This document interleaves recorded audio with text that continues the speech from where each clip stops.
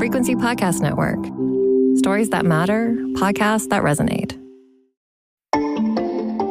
If you've consumed any commentary from right-wing news networks or blogs or podcasts or videos over the past few years, then you know this phrase. Woolworths are determined to go woke, go broke. You've got a good Sports Illustrated story for us. Another form of go woke, go broke. Did Disney just learn a lesson about the phrase go woke and go broke? The premise behind it is simple, at least from their point of view. Companies that openly embrace a progressive agenda see their finances suffer and inevitably reverse course or just collapse. On the face of it, that premise is laughable. It started with brands like Nike and Apple and Disney, and those folks are doing fine. In fact, for a long time, embracing diversity and progressive values was seen not just as a good thing to do, but as a path to profits. This was especially true during the Trump administration. Today, though, experts are asking if something has shifted. A couple of high-profile examples seem to indicate that major companies are beginning to shy away from campaigns that highlight their values in favor of a more bland approach that won't lead to any boycotts. So, why is this happening now? Are they really finally feeling an impact on the bottom line? Is it the political winds, especially in the United States, that are changing direction? Does it turn out to be the case that large corporations are not, in fact, driven by altruism and a sense of a moral obligation to society? Could that be? I'm Jordan Heath Rawlings. This is The Big Story. Emily Stewart is a senior correspondent at Business Insider. We are reaching her in New York, where it's New York noisy. So if you hear a little bit of traffic in the background, that's what it is. Hey, Emily. Hello. Yes, it's a noisy day in Brooklyn. So I want to, start by asking you to go back in time a little bit and try to explain to us how and when these large corporations began making sustainability and diversity initiatives central to their promotions and the promises they were making to their customers. I don't think there's a specific start point, but I think if you go back 20, 30 years, it's pretty clear that companies generally were steering clear of politics, of any mention of, anything that could be problematic. There's this anecdote in the 1990s, Michael Jordan, the basketball player, joked that Republicans buy sneakers too, right? And so the idea was, we want to sell to everybody. This is great. We do not see anything outside of our business and making you customer, whatever your political leanings like us. And over the past decade, that has changed. If you think back to Colin Kaepernick and the NFL here in the United States, when he started to protest on the sidelines of games, Nike, for example, really stood by him. And I think the line that you've heard from, a lot of experts in this area is that consumers, to some extent, expect companies to be on the quote unquote right side of issues, progressive side, good for the environment, good for diversity. But I think the bigger issue that a lot of experts will say is that workers expect that too. You have younger, more progressive workforce. And if you're competing for workers, you want them to think that you are good. So if you're a Google, if you're a Facebook, if you are Apple, you want your employees to feel like you're on the right side of issues so that they will go work for you. Because otherwise you're going to wind up in a problem where they will leave or, they will speak out and they will protest. And a lot of workers, have felt more emboldened to do that. Can you give us a couple examples? Colin Kaepernick is a great one, but maybe a couple more of those kind of initiatives that, represented those values for the company and also were incredibly successful in terms of actually moving merchandise or whatever they're selling. Yeah, I mean, I think you can think about like the Patagonias of the world where they have a very forward-facing sustainability message. That's at, the center of the brand. That is a thing that they think about. They care about the environment. They want to be good for the environment. You think about after, when Donald Trump was president and he dropped out of the Paris climate agreement, a lot of companies said, hey, we're going to stick with it. In the story I wrote about this recently, I wrote about Unilever, which owns, Dove, Vaseline, Hellmann's. And they've really been out front on climate and saying, we're going to be really good for the environment and we're also going to make a lot of money. Now, have they been successful? I think that is an open question. I do want to emphasize with all of this, saying what is successful and what is not is hard. And a lot of these changes really are on the margins. Here in the United States, in SEC filings, companies have to say how much they're paying their CEOs compared to their median workers. And I think the hope in that was in these public filings that CEOs would start making less money. But no, CEOs still make a ton of money. There's just one line in a filing that says how much it is. But, a real change is sometimes a little bit hard to gauge. Your recent piece, though, looked at how companies may be pulling back from this strategy. And I wonder if you can point to a catalyst for that or why this is happening and how we can, I don't know if we can even quantify it other than just looking at some high profile examples. Yeah, I mean, I think obviously that the big high profile example is Bud Light last year. So for those not familiar, Bud Light last spring undertook a pretty small marketing campaign with a transgender influencer named Dylan Mulvaney, sent her a handful of cans of beer. She did an Instagram post to celebrate her year of girlhood. And that really, really caught fire on the right. You had Kid Rock shooting cases of beer. A lot of people said they were going to boycott Bud Light, and they did. They stopped buying Bud Light, and they switched to other brands. Now, I will note here that part of the reason that this was successful is that there are a lot of kind of mediocre light beers on the market, and it is not that hard to switch Bud Light for Miller Lite or Coors Light or pick your poison. Yeah. So I think, but that did really have, I think, a chilling effect. You also had in the U.S. Target for Pride Month, which comes in June, has always had kind of a big display. And last year you saw a lot of backlash around that. And people, were going into stores and tearing down displays and threatening employees. And Target got a little freaked out by that. This year they are saying that they have pulled back on their Pride celebration. They're only going to put merchandise out in certain stores. And part of that is in protecting their employees, right? If you're making $15 an hour at Target, you didn't sign up for somebody to be screaming at you because of some display in the store.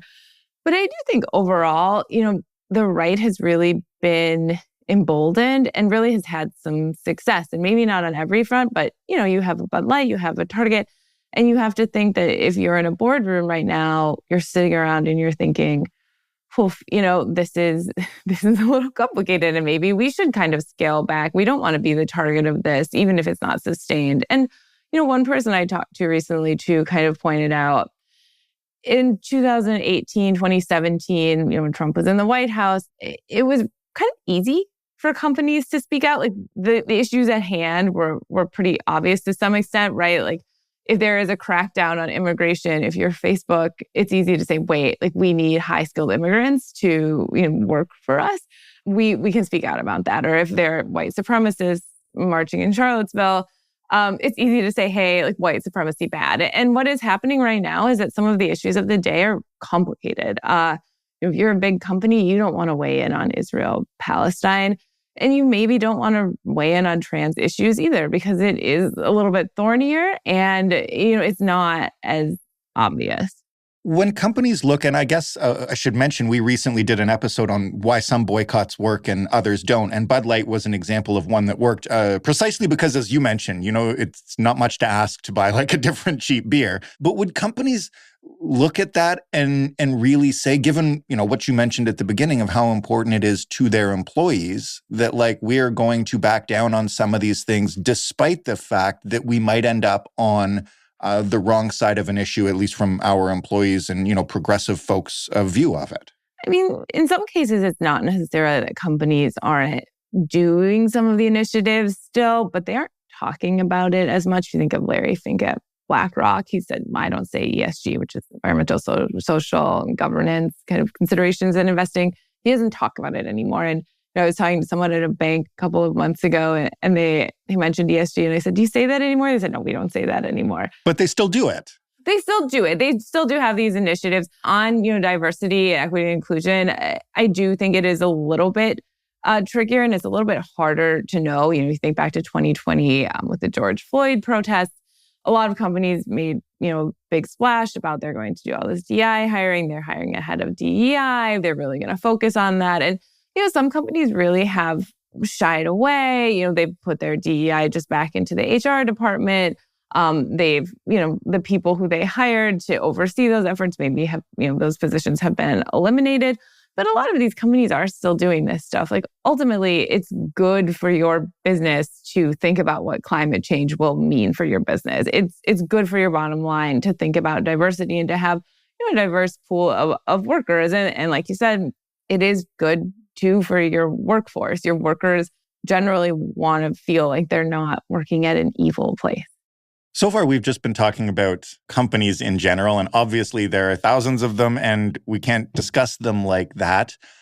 Is there any way to quantify what counts as a success in a progressive marketing campaign, or what constitutes a failure in terms of how much money is invested in these kind of initiatives that, obviously these companies are looking at the bottom line as much as we might like to prescribe generous social opinions to them? I think this is tough. You can always look at public filings and see how companies are doing and where they're investing. There are ways to find this information. And again, I don't think most businesses would be doing this if they didn't think it were good for business. I mentioned Unilever at the top, and in 2009, they really made kind of a big splash saying, oh, we're going to double our sales and we're going to have our carbon footprint. I do think that that's not necessarily a bad thing to some extent, because they're being a little bit more realistic. Like, Unilever can do certain things, right? For example, it can make a difference in what kind of plastics it's using and whether those are recyclable, all of that kind of stuff. But Unilever also can't save the world. And I think being honest about that is a good place to start. One thing I think about, this is kind of silly, but Starbucks and public bathrooms, right? So there are not public bathrooms everywhere. And Starbucks kind of serves as, a public bathroom for the world. They got into trouble a couple of years ago because they were blocking people from using the bathroom. But it's also, when you look at Starbucks and say that can be the solution, like, we've got a problem here, right? Because companies can't solve everything. And so as much as it kind of feels good to say, okay, well, the government won't do anything, so companies will. Well, Unilever is not going to save the world, and neither is Starbucks.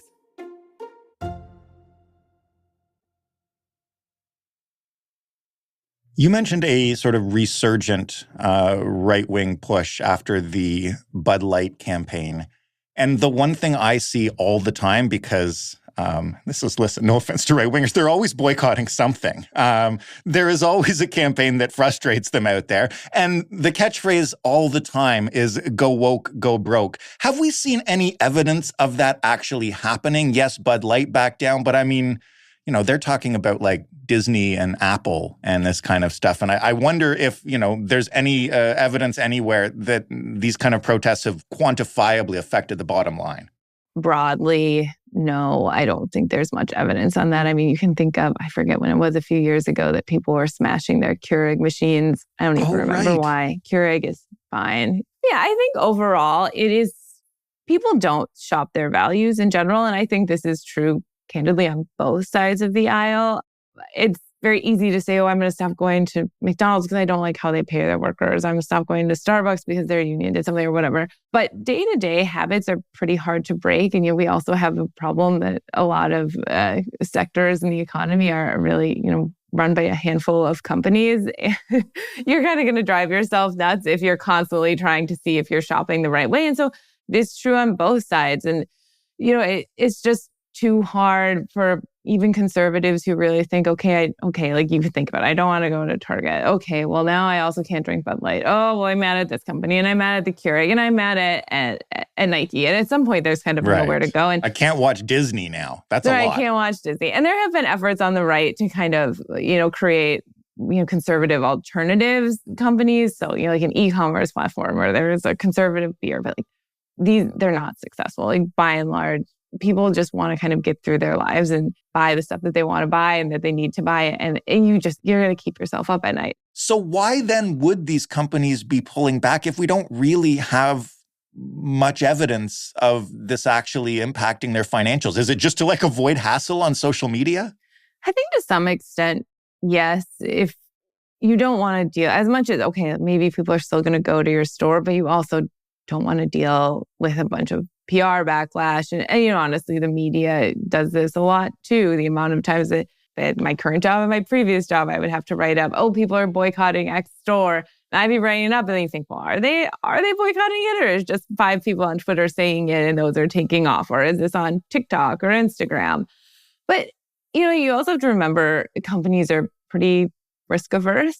And the whole point is to make money. And they ultimately answer to their shareholders. And you sometimes you can't really take the risk. And let's say if you're a Nike and that kind of going on a limb on racial issues is good, you're going to do it. But if you're, not to go back to Bud Light, but if you're going back to Bud Light, that did turn out to be a risk. And it was a risk that Bud Light didn't foresee. And so I do think a lot of companies are, a little bit anxious. And, like I said before, there is the question of what exactly the issue is. It's very difficult for a lot of companies to come out and say anything about Israel-Palestine. And there's also a lot of misinformation out there where you think, this company's funding Israel. And then you look into it and it's not so, it just kind of can become a PR headache, even if it isn't terrible for your sales. If you're an executive right now, and I assume you talk to some of them, how are you approaching balancing the need to be on the right side of an issue and the need to help push society forward with the concern that I guess you don't know which little thing that you do could kick up a firestorm? As you mentioned, not to keep going back to Bud Light, but that was just a little influencer post, right? It wasn't a big ad spend or anything. Yeah, there's definitely been, I think, a chilling effect. I was talking to a board member at one company recently, and she said, we just don't even talk about DEI in the same way that we did a couple of years ago. It just doesn't come up in conversation. And when it does, it's kind of we want to be careful around that. So I think a lot of it is just more kind of a chilling effect. And I think there is kind of an understanding that you can still do some ESG stuff, but you just, it sounds weird to say, but maybe just you really don't want to say it. And executives are saying this pretty openly too. You have Larry Fink out here saying, no, it's a toxic term. I don't say that anymore. We don't talk about it because they don't want to deal with it. And a lot of it is, it's hard to know how sincere some companies were in the first place. And if there's an opportunity to get back to business and not have to deal with some of these thornier issues, that's what they're going to do. Last thing I want to ask you, and I don't know if either of us are equipped to answer this question, but I'll ask it anyway. Just in the long run, what does it mean for us as a society, I guess, if companies are pulling back from this? And obviously, it's not their responsibility to lead the way on this, but I think a lot of progressive people would have looked at the proliferation of companies espousing these values and sort of taken that as a sign that things are moving in the right direction. And now we're not seeing that.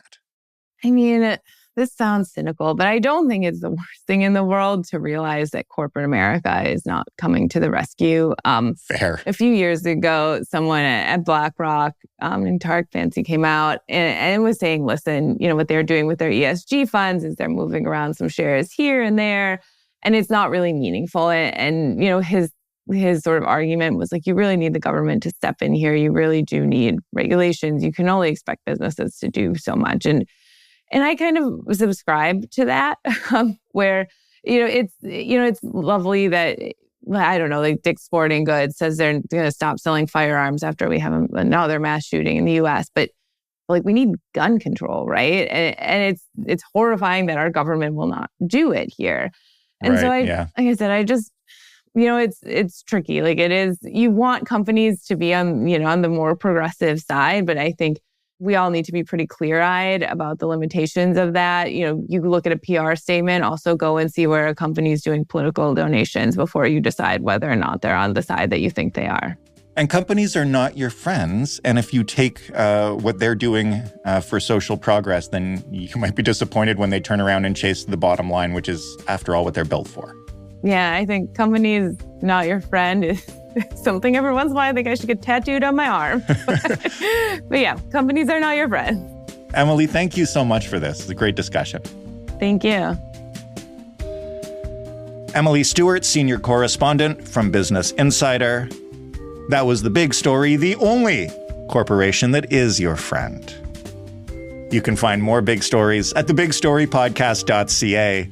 You can also send us some feedback on this episode or any other by writing to hello@thebigstorypodcast.ca or by calling us up and leaving a voicemail, 416-935-5935.